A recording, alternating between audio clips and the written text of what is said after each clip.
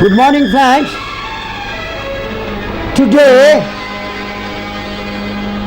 we are taking a very interesting topic.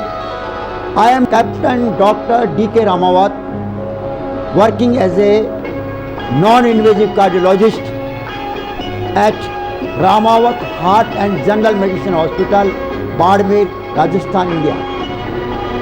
And today we are going to have a session of very interesting topic known as atrial fibrillation among Indian patients and its pathogenesis and management. First we will take the part 1 and part 2 will be taken after 7 days. And I hope you will enjoy and rejoice this part 1. So let us start. So this is atrial fibrillation among Indian patients and its pathogenesis and management.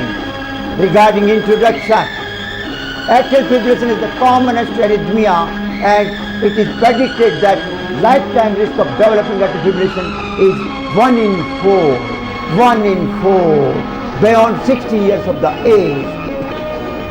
Patients with atrial fibrillation have a higher morbidity and mortality. The mortality predominantly due to stroke and heart failure. Never forget, it is due to stroke and heart failure. These are the two common complications. There is almost a 5-fold increase in stroke and 3-fold increase in heart failure in atrial fibrillation patients. For stroke, prevention, rate and rhythm control are the mainstay of therapy.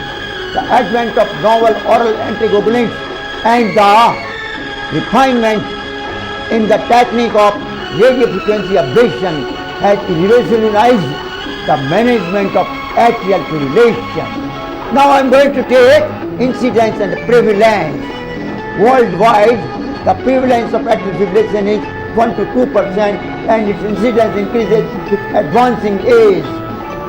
The average age of the atrial fibrillation patient is between 75 and 85 years. From Himalayan village of young healthy residents reported a prevalence of 0.1%. The prevalence of atrial fibrillation among Indian patients in United Kingdom is 0.6%. The recently published Pan-Arrhythmia and Heart Failure observational study, which reveals atrial fibrillation to be the commonest arrhythmia seen by Indian physicians. The average age of the Indian atrial fibrillation patient is more than a decade younger than the Western world. In real-life global survey evaluating patients with atrial fibrillation, India State Sub-Study, and in the Indian Heart Rhythm Society atrial fibrillation registry, the average age was 60 and 54 years respectively. In rheumatic atrial fibrillation atrial study, on rheumatic valvular heart disease and atrial fibrillation, the mean age was 38 years. The burden of atrial fibrillation is on the rise because of an aging population in the developed nations. In the Indian context, the burden is predicted to lie high because of the prevalence of rheumatic valvular heart disease and early occurrence of comorbidities like hypertension, diabetes mellitus, coronary heart diseases, etc.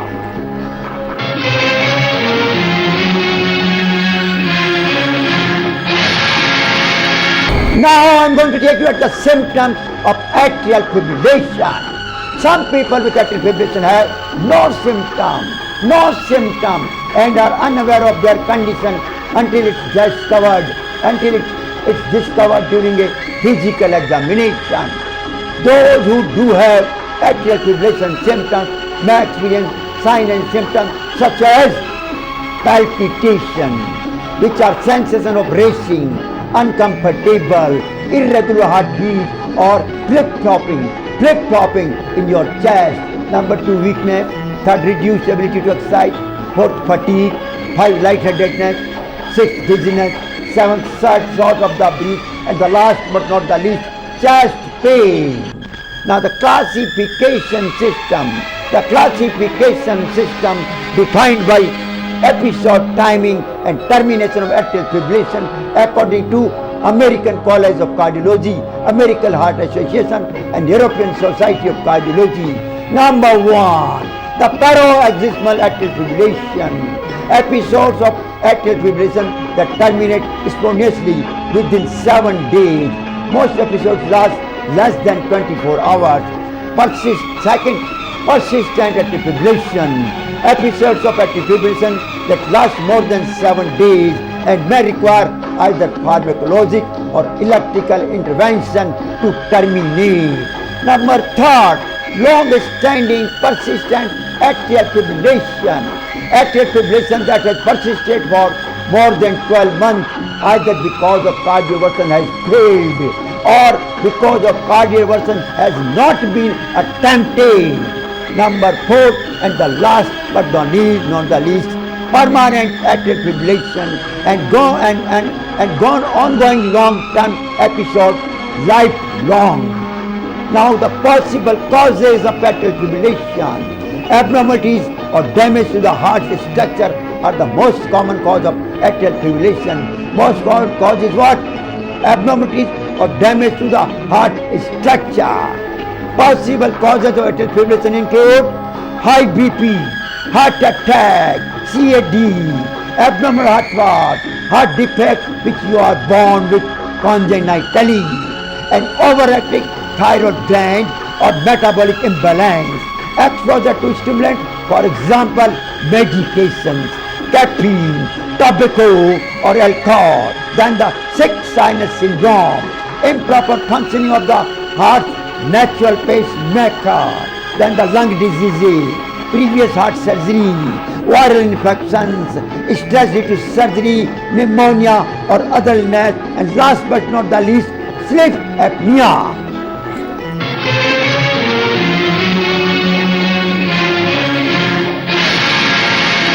Now I am going to take you up at the risk factors of atrial fibrillation. Certain factors may increase your risk of developing atrial fibrillation. For example, is the older you are, greater you risk for developing atrial fibrillation, heart disease, heart valve problems, congenital heart disease, congestive heart failure, coronary heart disease, or history of heart attack or heart surgery has an increased risk of atrial fibrillation. Then third, high BP can increase your risk of atrial fibrillation. Then fourth, other chronic conditions like people with certain chronic conditions such as thyroid problem, sleep apnea, metabolic syndrome, diabetes, CKD or lung disease have increased risk of atrial fibrillation. Now fifth, drinking alcohol. Drinking alcohol can trigger an episode of atrial fibrillation. Binge drinking may put you at an even higher risk than the sixth, obesity. Obese are at higher risk of developing atrial fibrillation. Then the seventh, family history. An increased risk of atrial fibrillation is present in some families. Then the complications. Number 1 is stroke you can develop, MI you can develop, heart failure you can develop, systemic embolism you can develop, venous thromboembolic diseases you can develop, dementia. Properly and silently you understand this dementia. It will be something new for you. Dementia is developed by atrial fibrillation.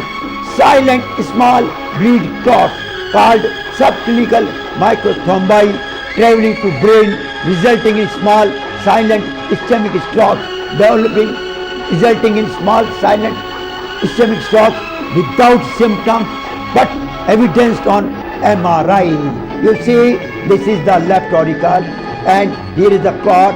It is broken and a part of it is going upwards to the aorta, from aorta to the common capillary artery, from common capillary artery to internal capillary artery, and then it enters the brain, and here it is lodged in the small artery, embolus blood flow to the part of the brain, and affected portion of brain is necrosed, totally necrosed. This is ischemic attack.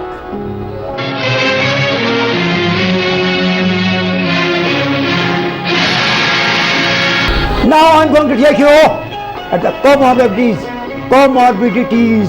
in atrial fibrillation. In the Western world, the atrial fibrillation is predominantly non-valvular because they don't have rheumatic heart disease. In India, rheumatic valvular heart disease is the commonest cause of atrial fibrillation due to poverty. A rural population from North India reveals that 61% patients with atrial fibrillation have rheumatic valvular heart disease. In the realized atrial fibrillation global study, valvular heart disease was present in 26%. However, the Indian sub-study had 40% patients with valve disease, but the etiology of valvular heart disease was not characterized in the realized atrial fibrillation study. In the Indian Heart Rhythm Society atrial fibrillation registry, 42% of patients had rheumatic valvular heart disease. Hypertension is the commonest comorbidity in the non-valvular atrial fibrillation patients. The realized global versus Indian data. The realized global versus Indian data reveal hypertension in 72.2% versus 50.8% patients respectively. From the realized study, real life global survey study, a comparative analysis of the global versus Indian atrial fibrillation patients comorbidity is shown in this figure. The characteristics of atrial fibrillation in India are described in the table. You can see this purple color. You can see this pink color. Pink color are Indians and purple color is global for total earth. So hypertension causing atrial fibrillation is in India is 50.8% and globally 72.2%. And atrial fibrillation caused by diabetes is less. It is in globally 21.3% and in India it is 20.4%. And smokers, maximum smokers on the earth are found in India, so it is 18.6% versus 10.2% of the global. And also dyslipidemia very common everywhere and heart failure very common everywhere. In India dyslipidemia only 16.4 while globally 46.3, and heart failure globally 45.8% while in India it is 25.9%. So global versus Indian comparative comorbid conditions in real life global survey evaluating patients with atrial fibrillation study.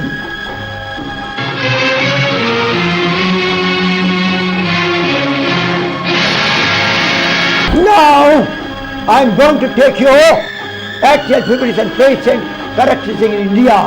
It is whole India. The prevalence of atrial fibrillation in heart failure population progressively increases with severity of heart failure. Almost 50% patients with severe heart failure develop atrial fibrillation. In heart failure population, a new onset of atrial fibrillation predicts a worse outcome. The stroke risk in Indian atrial fibrillation patient was 1% 1 year. 1% per year. Stroke risk in Indian atrial fibrillation patient is contributed by rheumatic valvular heart disease and high chest and chest vessel score. Don't forget chest and chest vessel score. We will discuss this in this chapter after 2 slides, and you can see these are the so many studies in India done by PANA, Rely, IHRS, Pinnacle, overall.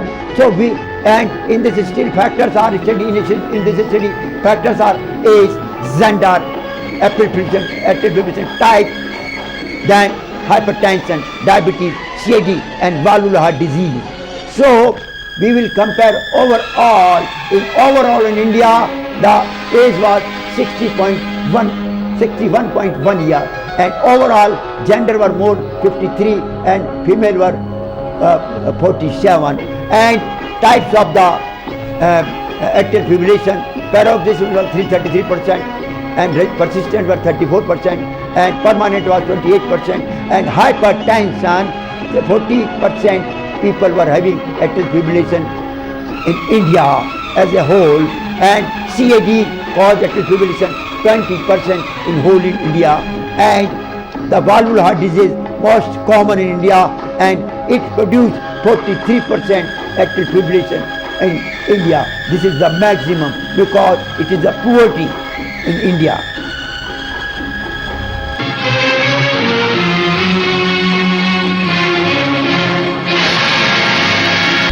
Now I am going to take at variation in the definition of non-atrial fibrillation. You might have heard about non-atrial fibrillation, but the definition of the non-atrial fibrillation is totally changed nowadays. That I will tell you now. You see, survey of 125 states reporting on non-atrial fibrillation, indicating the proportion of studies that excluded various risk factors for atrial fibrillation. The vertical axis is the percentage. Vertical axis is the percentage, and bar represents the proportion that excluded a particular risk factor. So, non-atrial fibrillation, in addition to the above scheme, the term non-atrial fibrillation has been used to identify atrial fibrillation in younger patients. Listen properly. Indian identify atrial fibrillation in younger patients without structural heart disease. I repeat again, atrial fibrillation in younger patients without structural heart disease who are at low risk for thromboembolism. Who are at lower risk of thromboembolism. The definition of non-atrial fibrillation remains controversial, but it generally refers to paroxysmal, persistent or permanent atrial fibrillation in younger patients less than 60 years who have normal echocardiographic findings because they have no structural heart disease. So, definition says non-atrial fibrillation is what? Paroxysmal, persistent, permanent in young person less than 60 years and with normal echocardiographic findings. The most recent American College of Cardiology, American Heart Association and Heart Rhythm Society guidelines recommend against using non-atrial fibrillation. Recommend against using non-atrial fibrillation as a separate entity and utilizing the standard atrial fibrillation management tools for all patients. All patients should be categorized without non-atrial fibrillation. There is nothing like non-atrial fibrillation. Now you say these all diseases are causing non-atrial fibrillation. Coronary heart disease, hypertension, hyperthyroidism, valvular heart disease, echocardiographic structural heart disease. It was in the old criteria. Chronic heart failure, COPD, diabetes mellitus, age more than 6 years, old criteria. Left ventricular hypertrophy, renal diseases, alcohol abuse, left atrial dilatation, and subclinical atherosclerosis. But now the definition is changed. There should not be any structural heart disease, and patients should not have thromboembolism, and they should be younger than 60 years. Now the definition has changed.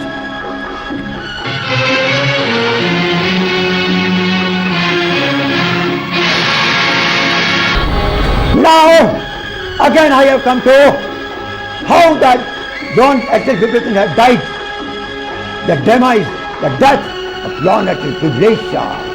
In 1954, 70% traditional structural heart disease were there, and 30% were non and idiopathic atrial fibrillation diseases. But in 2014, means recently, things are changed due to multiple new etiologic factors. For example, atrial fibrosis, infiltrative cardiomyopathy, diastolic dysfunction, channelopathy, etc. So here in 2014, 70% are traditional structural heart diseases, while only 7% are new heart diseases like this, and only 3% remains with non-idiopathic atrial fibrillation. The pie charts circular chart divided into slices illustrate the approximate proportion of atrial fibrillation considered to be lone or idiopathic atrial fibrillation, that is atrial fibrillation in the absence of an apparent heart disease in 1954 and 2014. In the intervening years, appreciation of a large and ever expanding number of etiologic factors leading to an expanded definition of heart disease detectable with modern imaging and testing, and subdividing heart diseases into traditional heart disease and new heart disease forms that dramatically reduce lone or idiopathic atrial fibrillation from approximately 30% to approximately 3%. Now, what is atrial fibrillation? They have changed the life. Atrial fibrillation occurs as a convergent pathological endpoint in a variety of settings. Number one, aging. Aging causes cardiac dysfunction, mitral valve diseases, possible MI, then infiltrative cardiomyopathy caused, and they are the diseases like cardiac amyloidosis, psychosis, and hemochromatosis. These are the infiltrative cardiomyopathies which have changed the non-atrial fibrillation. Then the channelopathy caused by disturbed function of ion channel subunits or the proteins that regulate them. These diseases may be either congenital or acquired, resulting from autoimmune attack on an ion channel.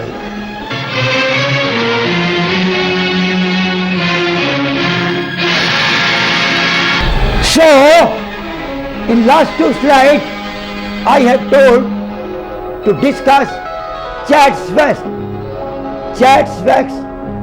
factors,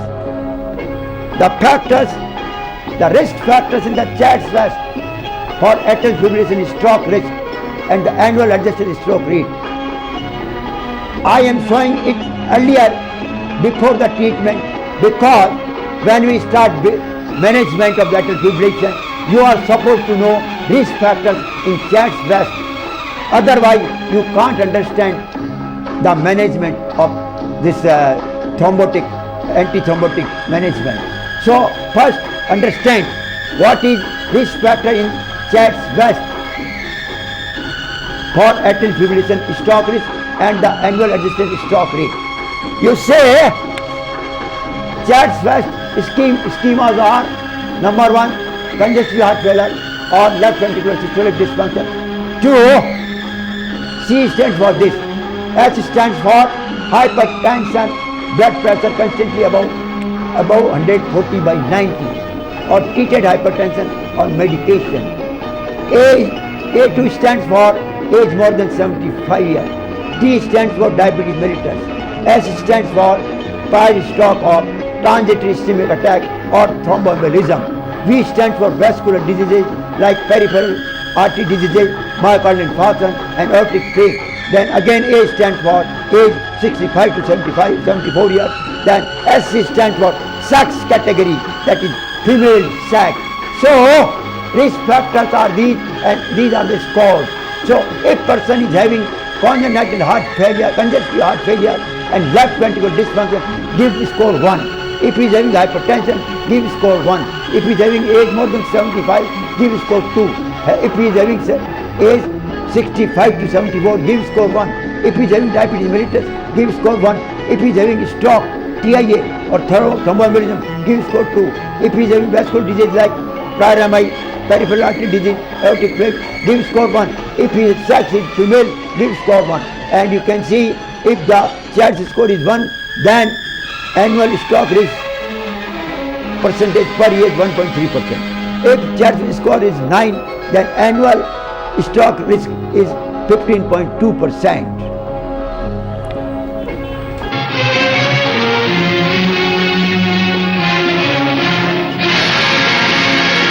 Now, after Church-Swiss score risk, we are again going to another table which is telling you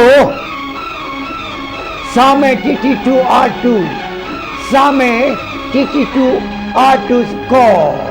If you don't know this, you cannot introduce the oral anticoagulant. So you have to remember first this, then you can understand how to apply the anticoagulant. So in this, used to aid initial decision making between vitamin K antagonist and a non-vitamin K antagonist oral anticoagulant. You see, if sex is female, give 1 point. If age less than 60 years, give 1 point. If medical history of hypertension, diabetes mellitus, coronary artery disease, myocardial infarction, peripheral artery disease, congestive heart failure, previous stroke, pulmonary disease, or hepatic or renal disease, then give. And if there is taking treatment like amiodarone for rhythm control, give 1 point. If he is having tobacco use within 2 years, give 2 points. If the race is not white but black, give 2 points. And matching points come to 8. Now you must know that SAME TT2R2 score is proposed as a means to help with decision making, to identify those newly diagnosed non-anticoagulant atrial fibrillation patients who have a probability of doing well while taking a vitamin K antagonist with SAME TT2R2 score, and achieve a time in therapeutic range. And achieve a time in therapeutic range TTR of at least 65 to 70% of critical INR. 65 to 70% or 75 it can be of the critical INR. In contrast, a SAME TT2R2 score of more than 2 suggests that such patients are unlikely to achieve a good TTR while making a vitamin K antagonist and a non-vitamin K antagonist oral anticoagulant, for example, apixaban, dabigatran, edoxaban, rivaroxaban, and betrixaban should be used instead of trial of warfarin previously. Don't try warfarin. But if you see that score of SAME TT2R2 is more than 2, then straightway start novel oral anticoagulant, that is non-vitamin K antagonist orally, all these things without trying the warfarin. Don't waste your time.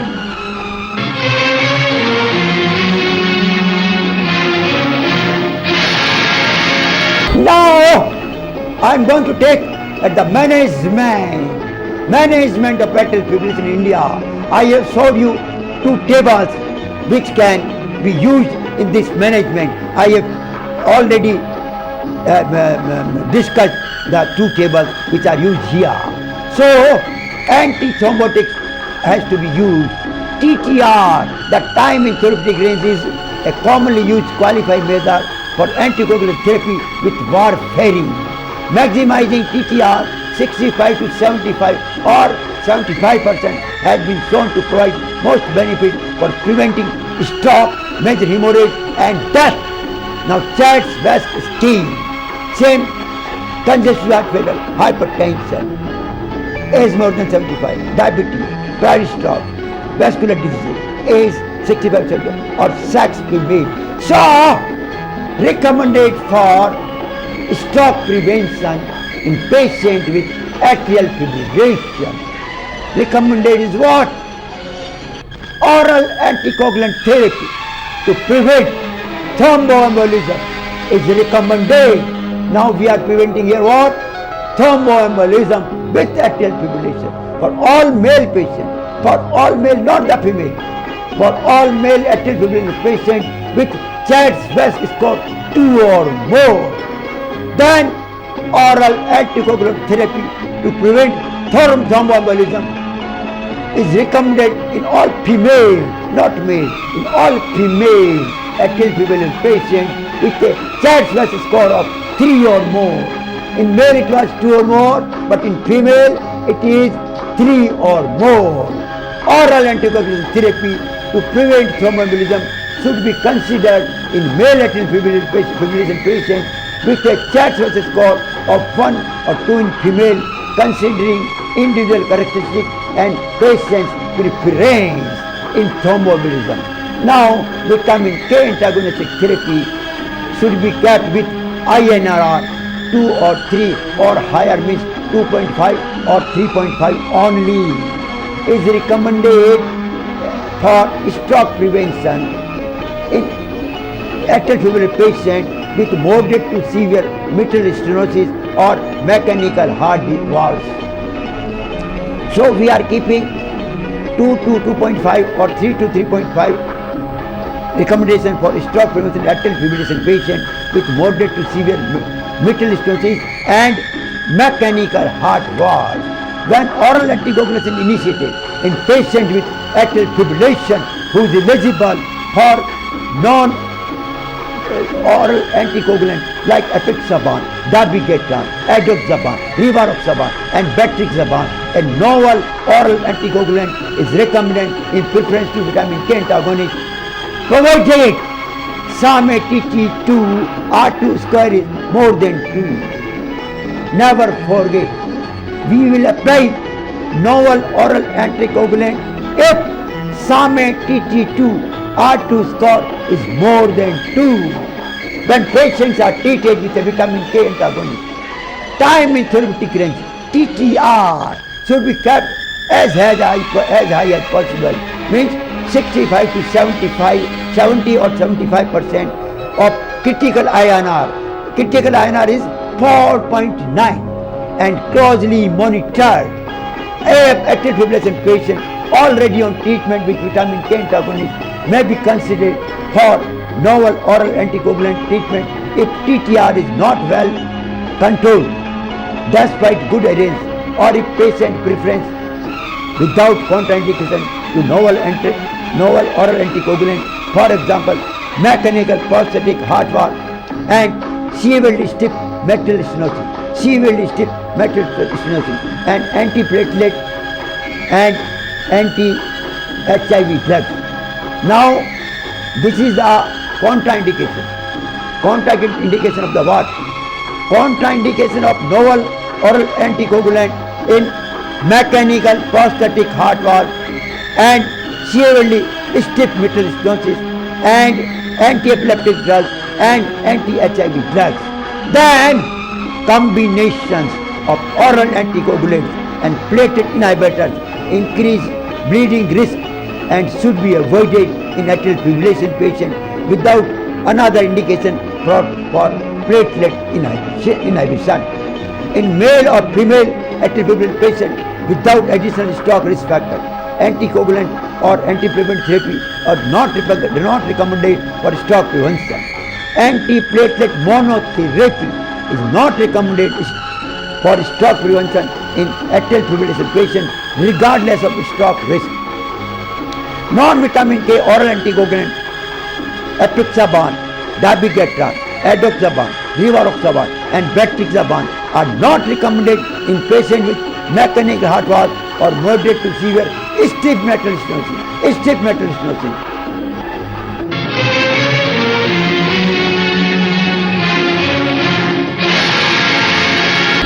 Now, I am going to take you at rheumatic valvular heart disease and atrial fibrillation.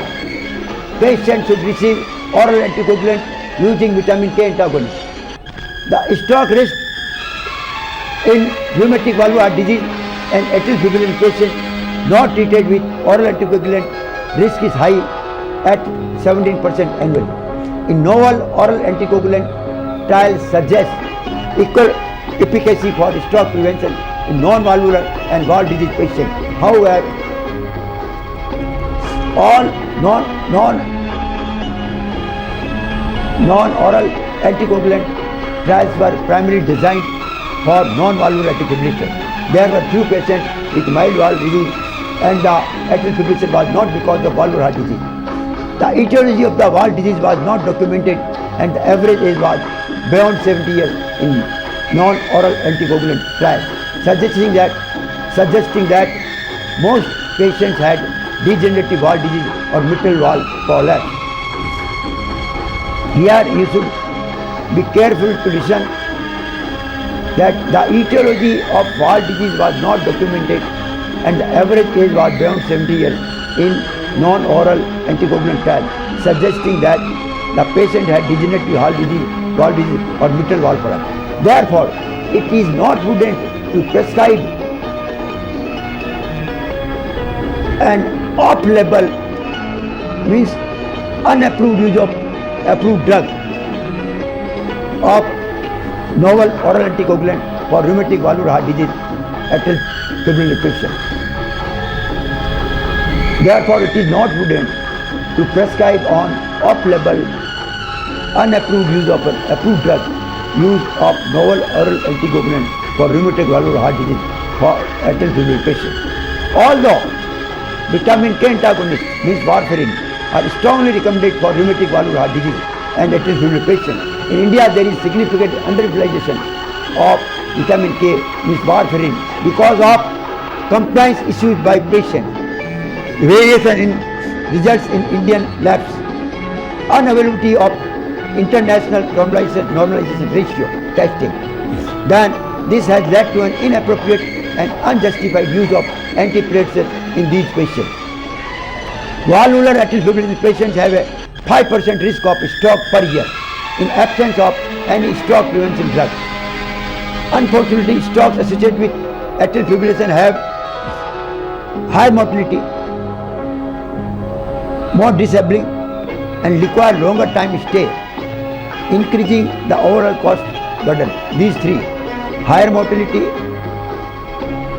more disabling, and require longer hospital stay, increase the overall cost burden. Now, the CHADS-West scoring system is presently recommended to identify patients in need of oral anticoagulants. Apart from the earlier risk factor of congestive heart failure, hypertension and diabetes, age between 65 and 75 years is given a score of 1 and beyond 75 years score of 2. Vascular diseases like MI, peripheral artery disease or carotid plaque and female gender are given 1 point each. Presence of 2 or more of these risk factors are class 1 indication for oral anticoagulants.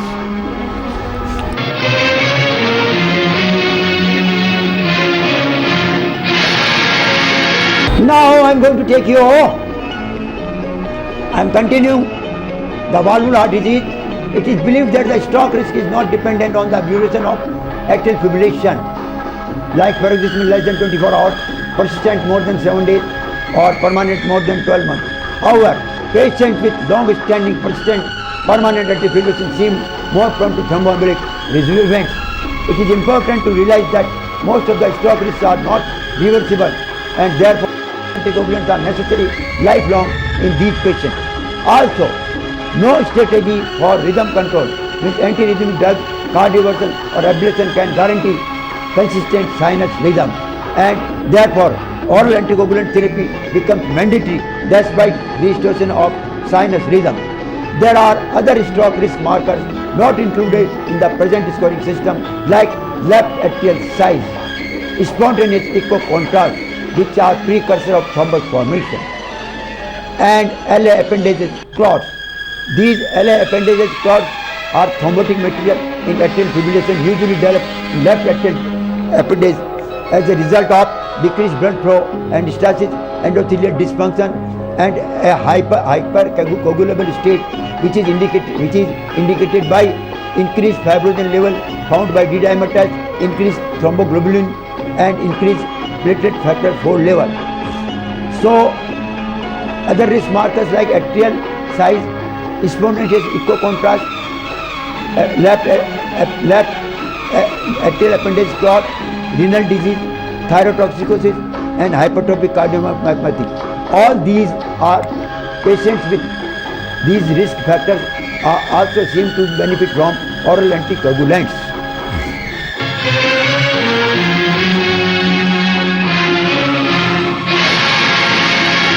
Now, I am going to take you at a very good table. Has blood and hemorrhage scoring system to assess the risk of bleeding in atrial fibrillation patient. For treatment purpose, for giving oral anticoagulant, you have to remember this. Has blood and hemorrhage scoring system to assess the risk of bleeding in atrial fibrillation patient. Stroke risk assessment should always include an assessment of bleeding risk. This can be done using Has blood hemorrhage scoring system. A high Has blood hemorrhage score is not a reason to withhold anticoagulation. The Has blood and hemorrhage score is recommended in guidelines to identify the high risk patient for regular review and follow-up and to address the reversible risk factors for bleeding. For example, uncontrolled hypertension, labile INRS means National Institute of Scientific Research, excess alcohol use, concomitant aspirin and NSAID. If patient is using warfarin, then INR control is needed to assess labile INR criteria in Has blood hemorrhage. Otherwise, for non-warfarin patient, this criteria scores 0. If he is using the warfarin, then Has blood hemorrhage score is very necessary. And if he is not using, then don't worry. And Has blood scheme, mnemonic stand for H for hypertension, A for abdominal, renal and liver function, S for stroke, B for bleeding, L for labile INR, E for elderly, D for drug and alcohol. Has blood hemorrhage is a scoring system developed to assess 1 year risk of major bleeding. It assesses 1 year risk of major bleeding in patient taking anticoagulant with atrial fibrillation. Now, what do you mean by major bleeding? Major bleeding defined number 1 by intracranial bleeding, hospitalization, hemoglobin decrease more than 2 grams per deciliter and blood transfusion. So, in this risk, Has blood scoring factor, first is hypertension, systolic blood pressure more than 160 millimeter of the mercury, score 1 given. Abnormal renal function, presence of chronic dialysis or renal transplantation or serum creatinine more than 2.2 milligram percent. If it is there, give 1%. And if patient is having abnormal liver function, means chronic hepatic disease, for example, cirrhosis or biochemical evidence of significant hepatic derangement, for example, bilirubin 2 times of the upper limit of the normal or enzyme 3 times of the upper limit of the normal, means aspirate, aminotransferase, alanine, aminotransferase and alkaline phosphatase, then give 1 number. If stroke is there, previous stroke, give 1 number. If previous bleeding is there, history, then predisposition to bleeding. If it is there, means bleeding diathesis or anemia, give 1 point. If age is more than 65, give 1 point. If labile INR means unstable high INRS or poor time in therapeutic range, means less than 60%. Normal is 65 to 75, but if it is less than 65 TTR, then give 1 point. If drugs, if he is using concomitant use of antiplatelet drug or non-steroid anti-inflammatory drug like your any drug, then give 1 point. And if he is having alcohol abuse, using alcohol, give 1 point.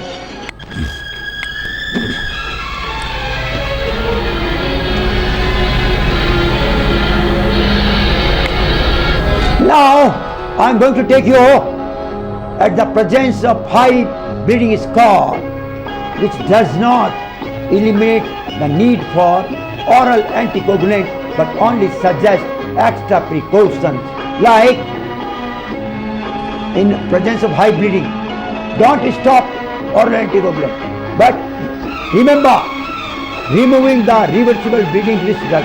For example, concomitant use of antiplatelets and NSAIDs. Then maintaining the international randomized ratio like INR. Maintain international normalization ratio, INR at lower and therapeutic range. And lastly, use of lower dose novel oral anticoagulant. So these things you have to remember, but don't stop the anticoagulant. Remove the reversible bleeding risk factor maintain the INR at lower end and use lower dose of novel oral anticoagulant. Now, recommendation based on Chad's best score are shown in the following table. If score is 0 and female, there is female with 1 point, risk is low, and anticoagulant therapy, no anticoagulant therapy is given. And if risk is 1 with male, then it is a moderate risk. Give oral anticoagulant therapy. Oral anticoagulant with well-controlled vitamin K antagonist, for example, warfarin, with a time in therapeutic range more than 70%, means up to 75, or direct oral anticoagulant. What are those?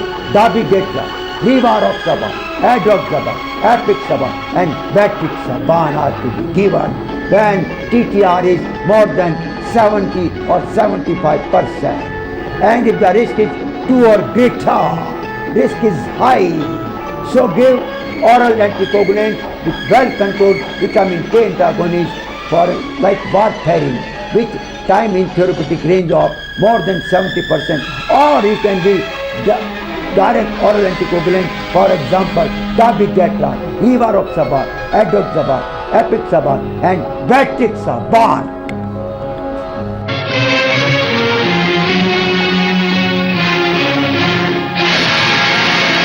Now we are going for the choice of anticoagulant for atrial fibrillation.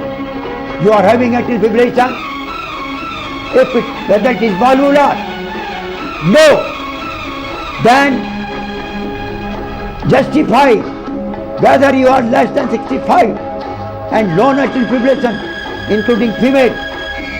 If yes, no antithrombotic therapy. No antithrombotic therapy. If yes means less than 65 and female. And if no, assess risk of stroke from Chad's best score formula. If it is 0, no antithrombotic therapy. If it is 1 or 2 or more than 2, oral anticoagulant therapy to be given. So here, assess bleeding risk, has bled and hemorrhages formula, and considered patient's value and preference. Novel oral anticoagulant or vitamin K antagonist to be given. If it is valvular, if yes, then go for vitamin K antagonist to be given. And here I tell you,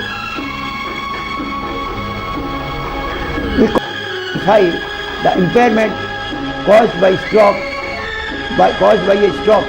It was found in 1989. This is the stroke risk. If it is 0, it means no stroke. If it is 1 to 4, there is minor stroke. If it is 5 to 15, it is moderate stroke.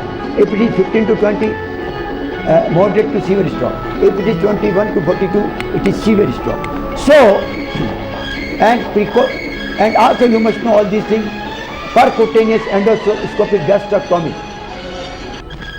First you enter your flexible tube in the stomach by endoscope, and then some surgery is done. That we will not discuss here. Then hemorrhagic transformation. Hemorrhagic transformation, which refers to a spectrum of ischemic-related brain hemorrhage, is a frequent spontaneous complication of ischemic stroke, especially after thrombolytic therapy. The need of carotid endarterectomy. A carotid endarterectomy may be needed if one or both of your carotid arteries become narrowed because of a buildup of fatty deposits, means plaque. This is known as carotid artery disease or carotid artery stenosis, and it significantly increases your risk of having a stroke or transient ischemic attack. Then, what are the neurological unstable patients? Neurological unstable patient is having partial or complete paralysis, muscle weakness, partial or complete loss of sensation, having seizures, having difficulty reading and writing, having unexplained pain, and having decreased alertness. So, if you have TIA, immediately start oral anticoagulant. If you have mild stroke, means NIHSS less than 8, then you have to see factors favoring early initiation and factors favoring delayed initiation. What are the factors for early initiation of oral anticoagulant? ठीक है, early. Number 1, low NIHSS means less than 8. Small or no brain infarction after imaging, and no high recurrence risk, for example cardiac thrombosis on echo. No need for percutaneous endoscopy gastrostomy, or no need for carotid surgery. No hemorrhagic transformation, and clinically stable, and young patient, blood pressure is controlled. Then you can start oral anticoagulant third day, 3 days after the acute event. And if you have factors favoring a delayed initiation, what are those factors? First is NIHSS more than 8 to 15, or NIHSS more than 16, which it is moderate stroke, and more than 16 is severe stroke. So if there is NIHSS more than 18, or large moderate brain infarction on imaging, if you find large moderate brain infarction, or there is need gastrostomy, or major surgical intervention is required, or needs carotid surgery, or hemorrhagic transformation is done, or neurologically unstable, or elderly patient, or uncontrolled hypertension, then evaluate hemorrhagic transformation by CT or MI at 6 days. First at 6 days, and start oral anticoagulant 6 days after acute event. And then if you evaluate hemorrhagic transformation by CT or MRI at 12 days, then start oral anticoagulation 12 days after acute event. By evaluating hemorrhagic transformation by CT MRI at 6 days, and start oral anticoagulant 6 days after acute event. And when you evaluate after 12 days, then start oral anticoagulant at 12 days after acute event.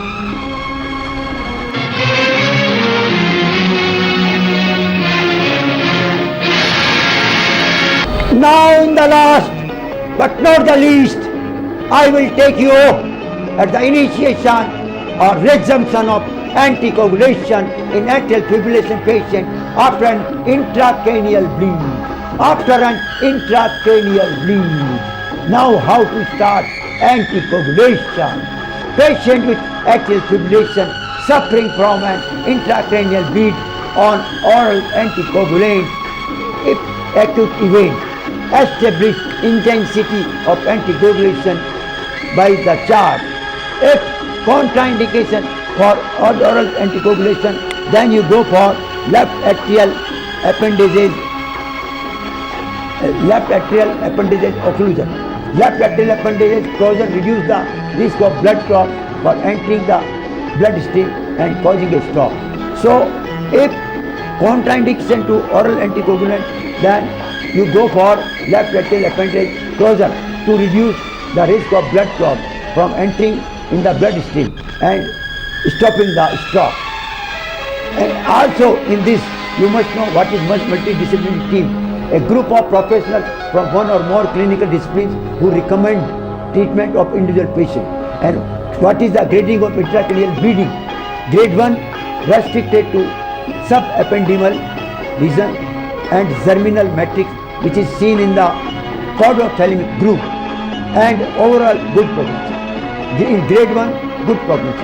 Grade 2, extension into normal sized ventricle and typically filling less than 50% of the volume of the ventricle. Here also overall good prognosis. The grade 3, extension into dilated ventricles, 20% mortality. Extension into dilated ventricles, grade 3, 20% mortality. Then the grade 3